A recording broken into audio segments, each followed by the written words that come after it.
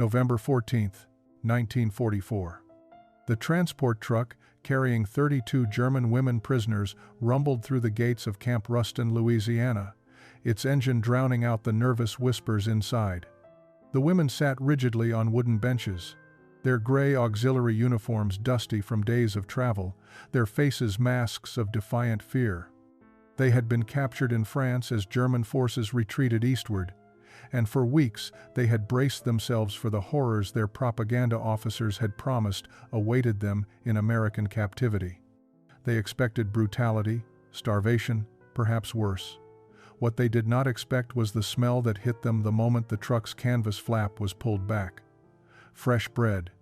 Not the dense, bitter ersatz bread they had eaten for years in Germany, stretched thin with sawdust and potato peels to make rations last.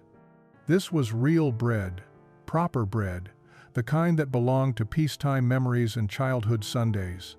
The scent rolled across the compound like an invisible wave, rich with yeast and wheat, carrying notes of butter and salt that seemed impossible in a world defined by deprivation. For a moment, every woman in that truck forgot to breathe. Their carefully maintained composure cracked as nostrils flared involuntarily, as mouths watered despite their determination to show no weakness before their captors. Annalise Weber, 24 years old with her dark blonde hair pulled severely back, felt her hands begin to tremble.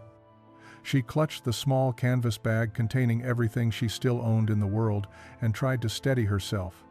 Her father had owned a bakery in Munich before the war, before the bombings, before everything turned to ash and absence. She had grown up surrounded by the alchemy of flour and water, transforming into sustenance and joy. That life felt like it belonged to someone else now, some innocent girl who had believed the world made sense. But her body remembered what her mind had tried to forget. The scent of real bread was triggering something deep and painful, a longing so acute it felt like hunger and homesickness and grief all twisted together. Beside her, Katharina Becker, called Rena by everyone who knew her, gripped Annalise's arm with surprising strength. Rena had been a nurse before joining the Auxiliary Corps, practical and steady in crisis. But even she seemed shaken by this unexpected assault on their senses. Her dark eyes were wide, fixed on nothing, as if she were trying to place a memory that had been buried under years of rationing and making do. On Annalise's other side, young Sophie Muller, barely 19 and the youngest among them, made a small sound that might have been a whimper. She had been a radio operator, efficient and precise, but now she looked like what she truly was, a girl far from home, confronted with something she could not code or categorize or control. The American soldiers waiting to process them seemed oblivious to the chaos that simple smell had created. They stood in neat formation, weapons slung casually over shoulders, their faces showing neither cruelty nor particular interest. They looked bored, if anything, as if receiving enemy prisoners was just another duty. One of them, a tall sergeant with sun-weathered skin, gestured for the women to disembark. The women were processed with mechanical efficiency that felt more unsettling than outright hostility would have been. They surrendered what few possessions they carried, received thin mattresses and rough wool blankets, and were assigned to barracks that had clearly been constructed hastily to accommodate an unexpected population of female prisoners. The building was wooden, drafty, and sparse, but it was also clean, dry, and far more substantial than the tents or bombed-out cellars many of them had sheltered in during the final chaotic months in France. Yet none of them seemed to notice these practical details. They moved through the processing like sleepwalkers, their attention fractured by that persistent, impossible smell. The bread scent permeated everything. It drifted through the compound on the warm Louisiana breeze, seeping through gaps in the barracks walls, invading their designated space with persistent reminder of everything they had been deprived of for years. As evening fell, and the women settled onto their assigned bunks, the conversations that finally broke the tense silence revolved around one subject only. When had any of them last tasted real bread? Not the dense, gray blocks that had been their ration in Germany, heavy with fillers and stretching additives that left them still hungry after eating. Real bread, the kind their grandmothers had baked, the kind that had disappeared from German tables as the war ground on and on. Anneliese lay on her bunk, staring at the rough wooden ceiling, and found herself ambushed by memories she had carefully locked away. Her father's bakery on Schulstrasse, the way dawn light would filter through the front windows to illuminate shelves lined with golden loaves. She had been perhaps 7 years old, maybe 8, standing on a wooden stool beside her father as he taught her to test the dough's readiness by pressing one finger gently into its surface. If the indentation springs back slowly, Liebling, then it is ready to become something wonderful, he had told her in his patient, flour-dusted voice. She remembered the heat of the brick ovens, the satisfaction of pulling out trays of perfect rolls, their crusts crackling with that particular sound that meant everything had gone exactly right.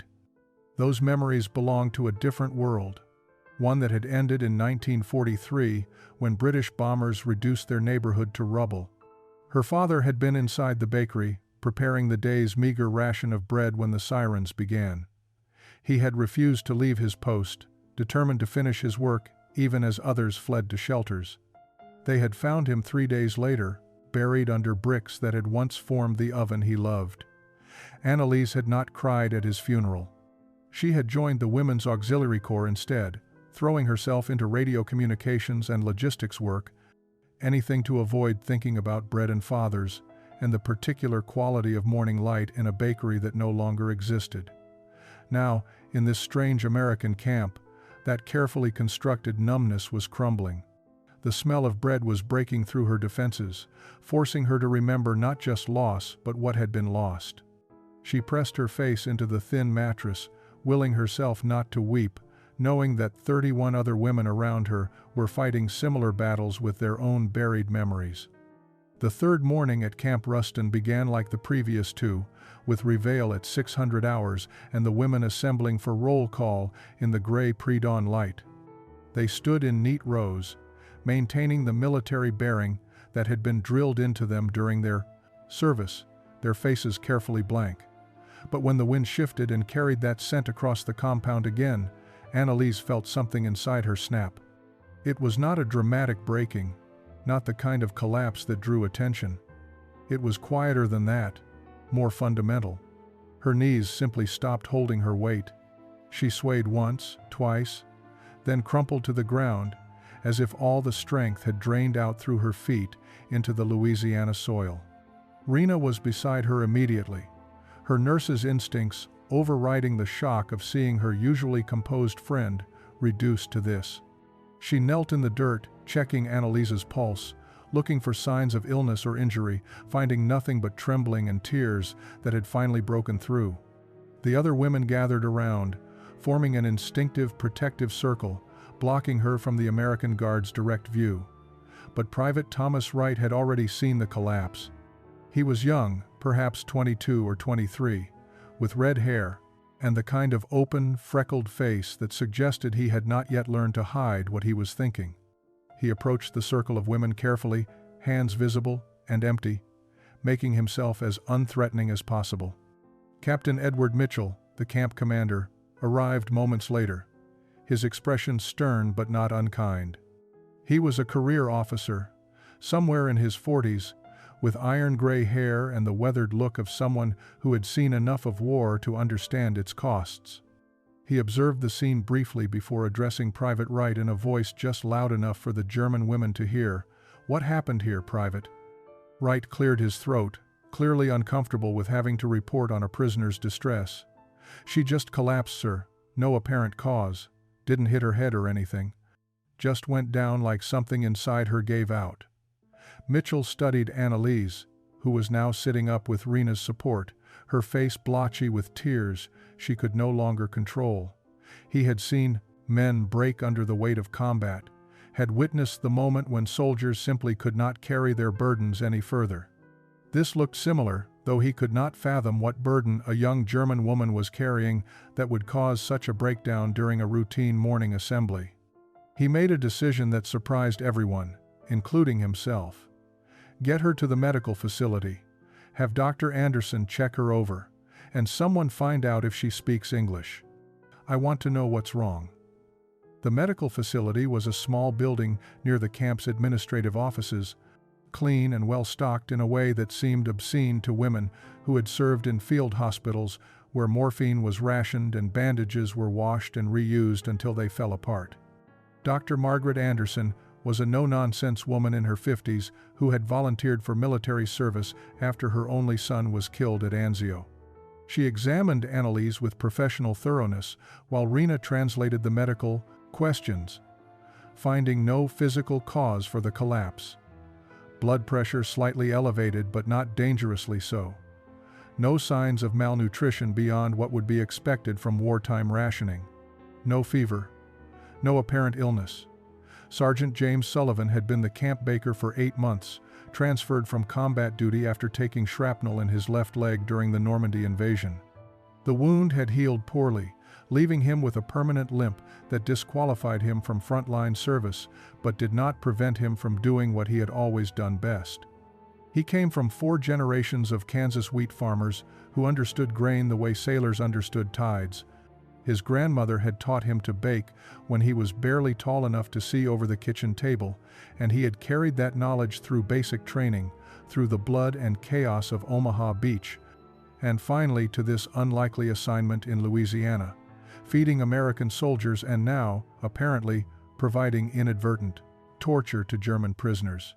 He had noticed the women's reactions to the bread smell from the first day.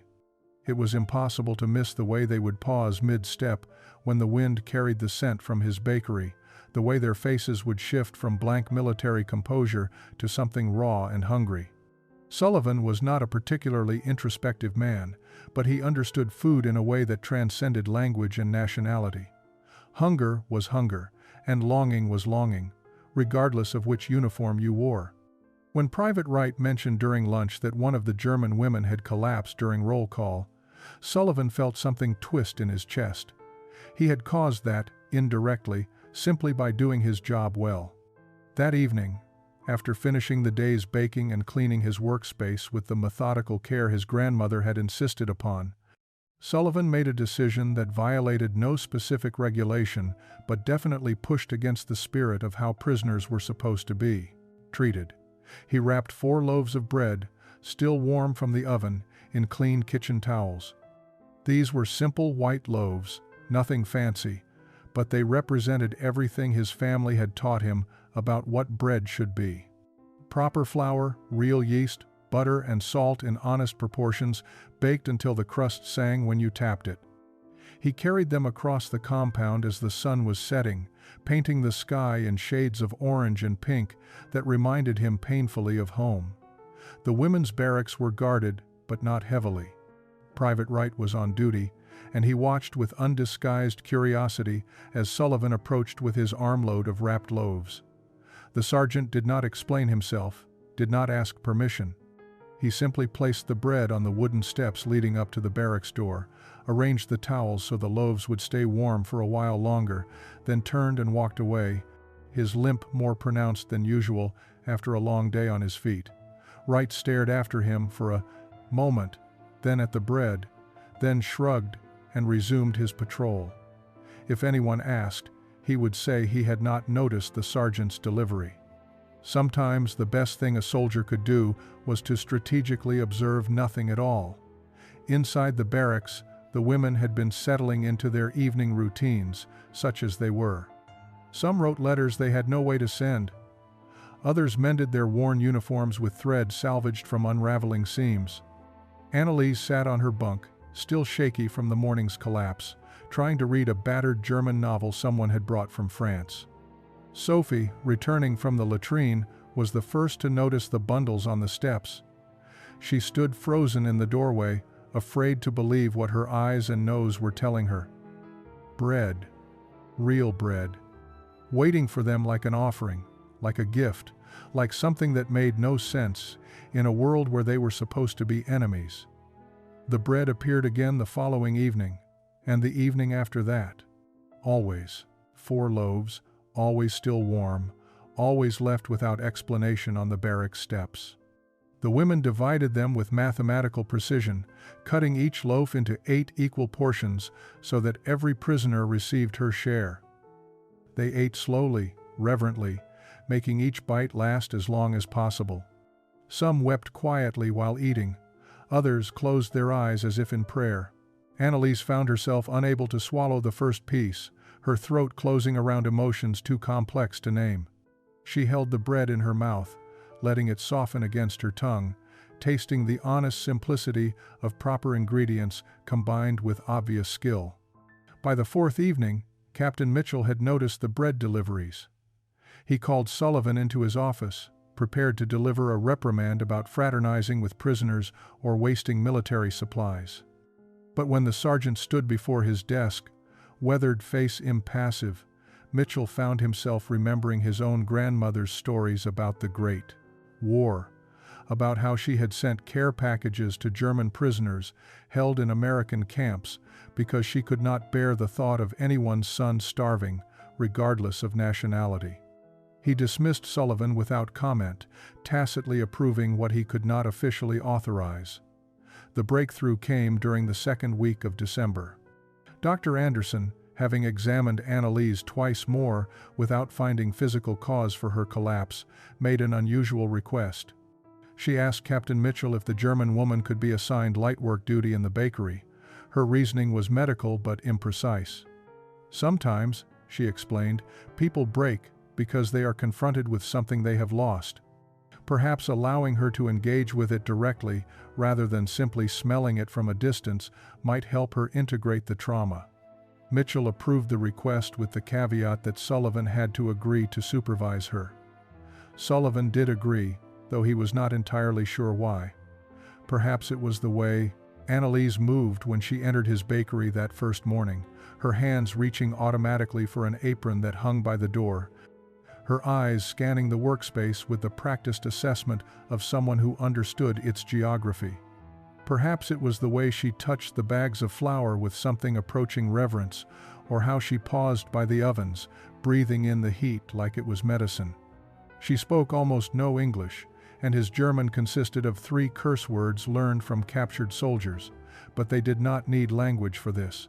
Baking was its own vocabulary. He handed her a bowl of risen dough, gestured toward the floured work surface, and made a kneading motion. Annalise's hands moved before her brain could interfere, folding and pressing with the rhythm her father had taught her years ago. Sullivan watched for a moment, then nodded approval. They worked in silence for 3 hours that first day, communicating through shared understanding of yeast and gluten, of when dough had been worked enough and when it needed to rest. When the loaves emerged from the oven, perfect and golden, Annalise smiled for the first time since her capture. Within 3 weeks, Annalise had become indispensable to the bakery operation. Her instinctive understanding of dough temperature and fermentation times compensated for Sullivan's occasional impatience, and her willingness to arrive before dawn matched his own work ethic.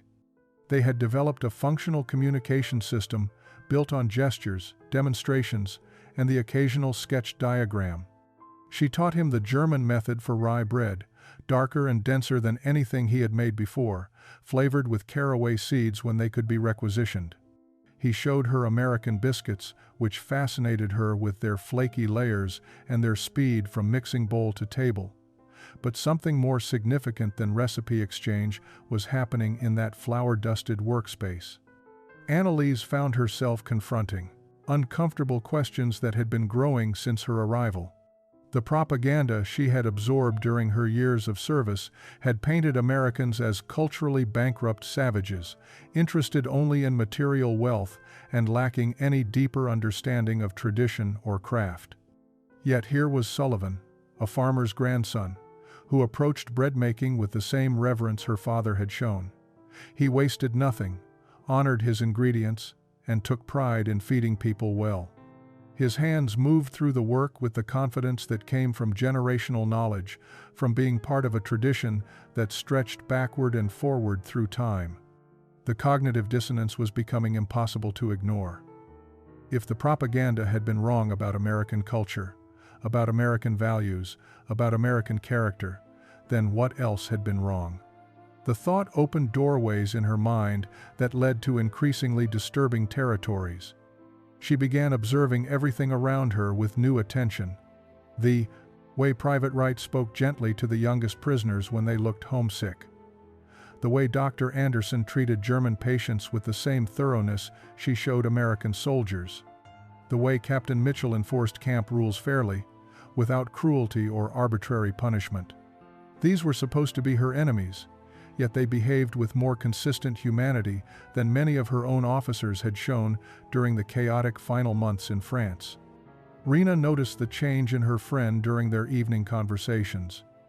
Annalise had always been the pragmatic one, focused on survival and getting through each day without thinking too deeply about larger implications. Now she asked questions that had no easy answers. What if we were told lies about more than just Americans? What if the reasons we were given for the war were as false as the promises about how we would be treated in captivity? Rena, who had nursed wounded soldiers from both sides and seen how similarly they bled and suffered and called for their mothers, had been asking herself these same questions for months. She had no comfort to offer, only the shared burden of doubt. The bread that had initially seemed like a taunt, a reminder of everything they had lost, was transforming into something else entirely. Each loaf represented a choice the Americans were making, a decision to treat prisoners as human beings worthy of dignity and proper food.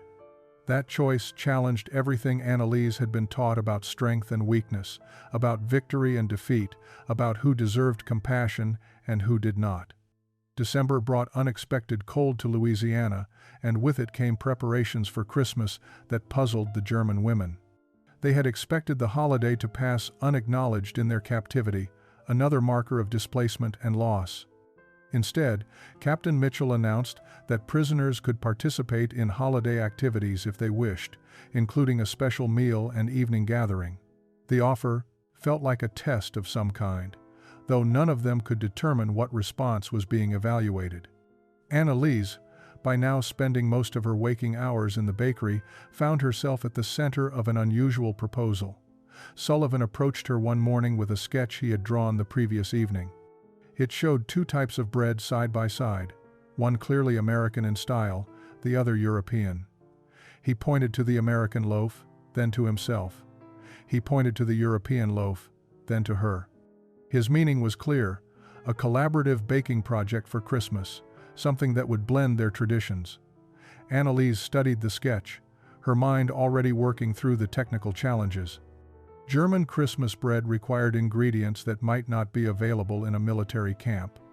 Dried fruits, nuts, spices that had been impossible to obtain in Germany for years.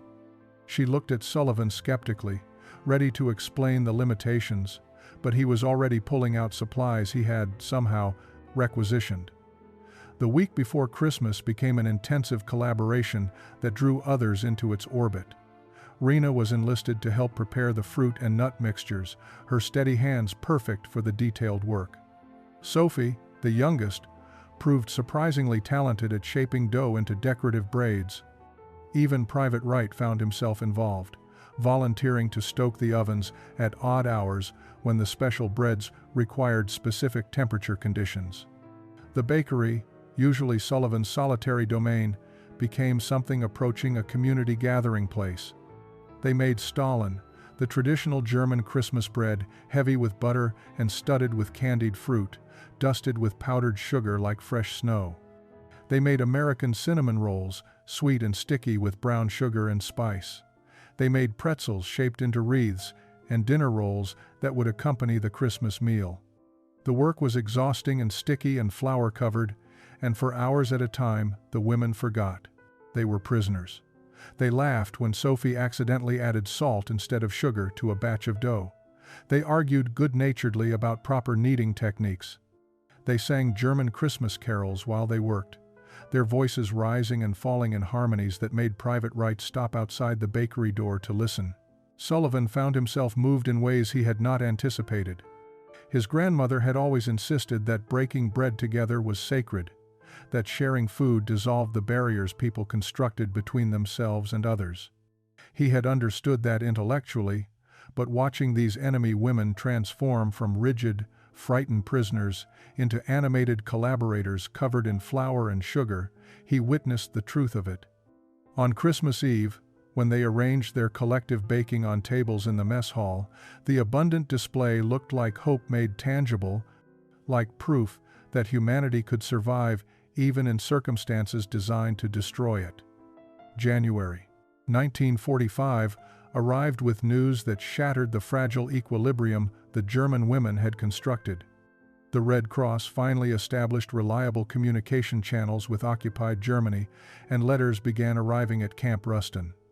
Not many, and not for everyone, but enough to tear open wounds that the women had been trying to keep closed. Annalise received her letter on a Tuesday morning, delivered by Captain Mitchell himself, with an expression that suggested he knew what it contained before she opened it. Her hands shook as she unfolded the thin paper covered in her aunt's cramped handwriting. The letter was dated November 7th, nearly 3 months old, having traveled circuitous routes through military censors and damaged postal systems.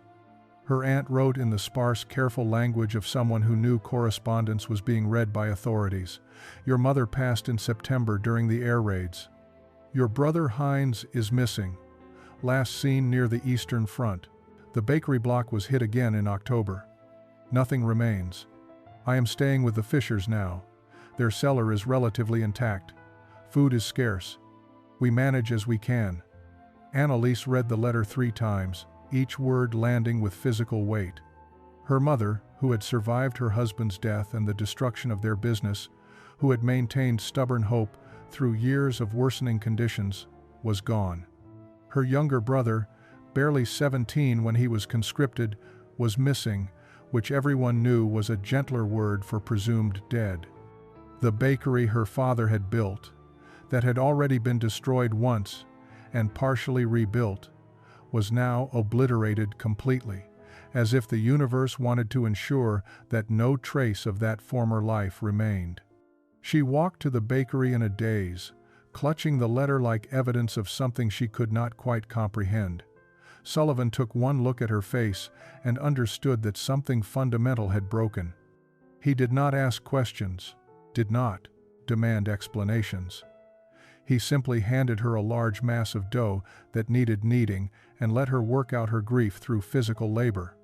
She pounded the dough with increasing violence, her movements losing their usual precision, becoming something raw and desperate. Sullivan watched but did not interfere, recognizing that some pain required expression before it could be born. Other letters arrived throughout that week, each carrying similar devastation. Rena learned that the hospital where she had trained was rubble, that her mentor and 3 of her former colleagues had been killed during an Allied advance. Sophie discovered that her entire neighborhood in Berlin had been evacuated. Her family scattered to unknown locations, their current status impossible to determine. The women gathered in the evenings to share their losses, their voices hollow with shock. The bread Sullivan still delivered each night sat largely uneaten. Food required appetite, and grief had stolen that from them. The question that had been hovering unspoken since their capture finally crystallized into words. If Germany was destroyed, if their families were dead or scattered, if their homes no longer existed in any meaningful sense, then what exactly were they supposed to return to when the war ended? The thought was simultaneously liberating and terrifying. May 8, 1945. Victory in Europe Day arrived, with church bells ringing across America and celebrations erupting in every town and city. At Camp Ruston, the atmosphere was complicated by the presence of 32 German women who understood that their nation's defeat was now official and irreversible. Captain Mitchell gathered them in the mess hall that afternoon to explain the repatriation process. Transportation would be arranged within the coming weeks. They would be processed through displaced persons camps in Europe before being released to return to whatever remained of their homes. The announcement should have brought relief, closure, an end to the uncertainty of captivity. Instead, it triggered a crisis that none of the American staff had anticipated. Annalise sat in the bakery that evening, long after Sullivan had finished the day's work and departed. She had been given permission to use the space during off hours, and she found herself making bread without conscious decision, her hands moving through familiar motions while her mind wrestled with impossible choices. The dough rose beneath her palms, responsive to her touch, transforming from rough mixture into something cohesive and elastic. It was a process of becoming, of potential being shaped into reality through patience and proper handling. She thought about what returning to Germany would mean. Her mother was dead, her brother missing, her home destroyed. She had no family waiting for her, no community to welcome her back, no livelihood to return to. Even if she somehow managed to find shelter and employment in the devastated landscape of post-war Germany, she would be marked as a former prisoner, someone who had been captured by the enemy and potentially corrupted by foreign influence. The suspicion would follow her everywhere, making it nearly impossible to rebuild any kind of normal life. But staying in America seemed equally impossible for different reasons. She was an enemy national, a former member of the German military, someone whose country had caused immeasurable suffering. What right did she have to remain in safety and relative abundance while her countrymen struggled with starvation and destruction? The guilt was crushing, made worse by the kindness she had experienced in this place. Every loaf of bread Sullivan had taught her to make, every patient correction of her technique, every shared moment of satisfaction when a batch turned out perfectly, felt like both a gift and an accusation.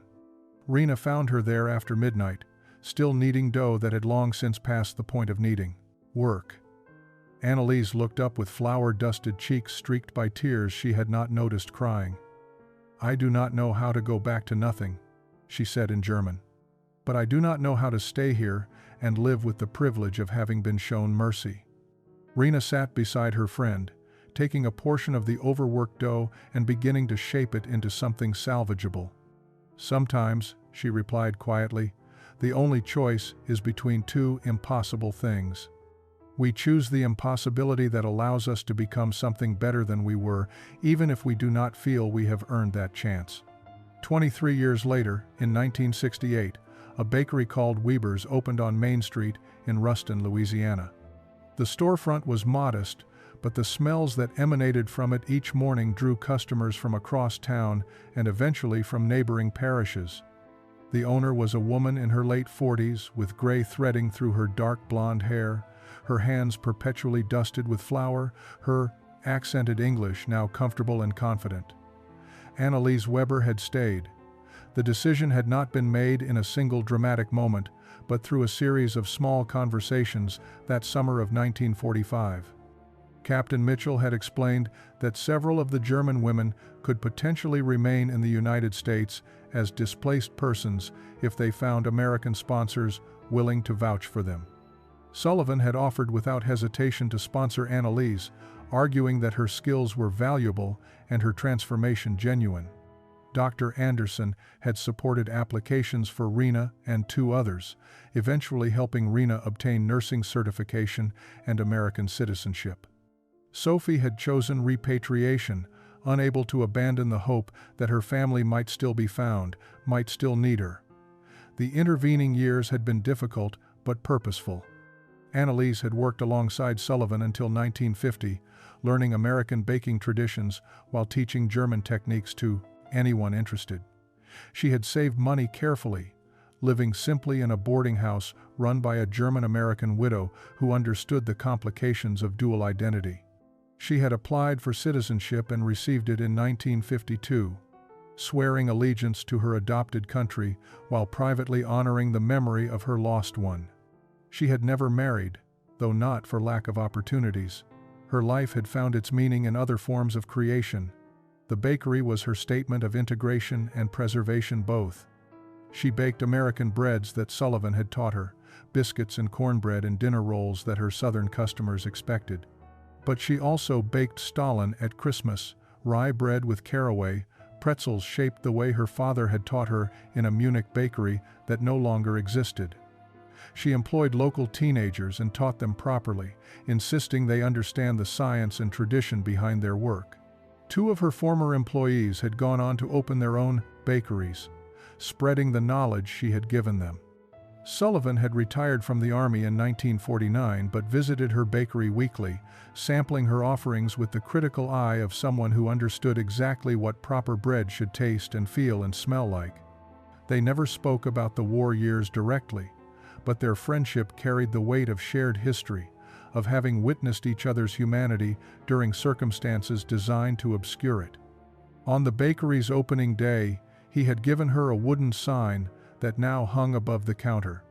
It read simply, "Fresh bread today." Annalise kept a small photograph in her office, faded now with time. It showed 32 women in gray uniforms standing in front of a barracks, their faces uncertain but no longer afraid.